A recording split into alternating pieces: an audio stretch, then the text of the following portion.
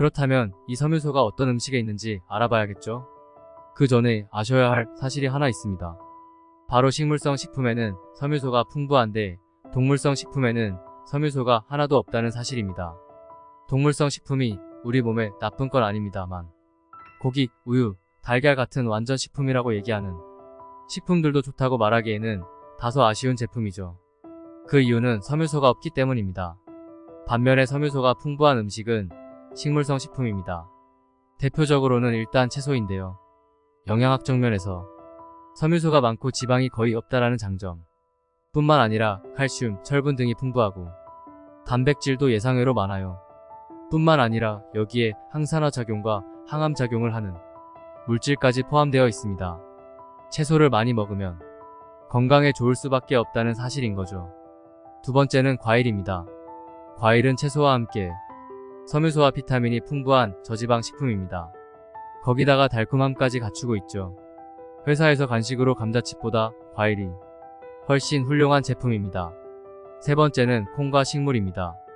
콩과 식물로는 대두, 완두콩, 렌틸콩 등 딱지 안에 옹기종기 모여 자라는 식물류가 바로 콩과 식물입니다.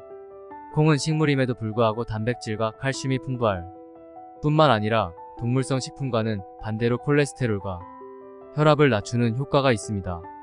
사실 우리가 단백질을 하면 고기를 가장 먼저 생각하는데요. 고기는 단백질도 많지만 혈압과 콜레스테롤도 높이는 데 반해 콩은 단백질은 많지만 혈압과 콜레스테롤을 낮춥니다. 더군다나 콩은 섬유소가 많기로 둘째가라면 서러운 음식입니다. 마지막으로는 곡물입니다. 예를 들어서 밀가루나 백미 같은 것들은 섬유소가 별로 없고요. 통곡물, 즉 현미같이 곡물을 둘러싼 이거를 포함하고 있는 곡물류가 섬유소를 많이 가지고 있습니다. 얼마 만에 회복되는가? 우리가 섬유소가 많은 음식을 먹어서 호르몬이 균형을 잡아야 한다는 건 이제 알겠는데 과연 이런 식습관 조절이 얼마 정도의 시간이 지나야 효과가 발생할까 하는 게 궁금할 겁니다. 실험을 통한 결과는 식단을 바꾼 뒤 놀랄만할 정도로 빠른 속도로 효과가 발생했다고 얘기합니다. 예를 들면 생리통 같은 경우는 식단을 바꾸고 한 달 만에 효과가 발생했고요. 당뇨 수치 같은 것은 심지어 며칠 만에 이 효과가 나타났다고 합니다. 물론 사람마다 다를 수 있습니다. 어느 정도 개인차는 있지만 보편적으로 효과가 생각보다 빠르게 나타난다는 사실이죠. 잃어버린 건강은 순식간에 되찾을 수 없고 또 꾸준히 노력해야 회복할 수 있다고 얘기합니다. 하지만 이 방법은 다른 어떤 방법보다 가장 빠른 효과를 보여주고 있습니다. 며칠 만에 효과를 보여준다고 하니까요.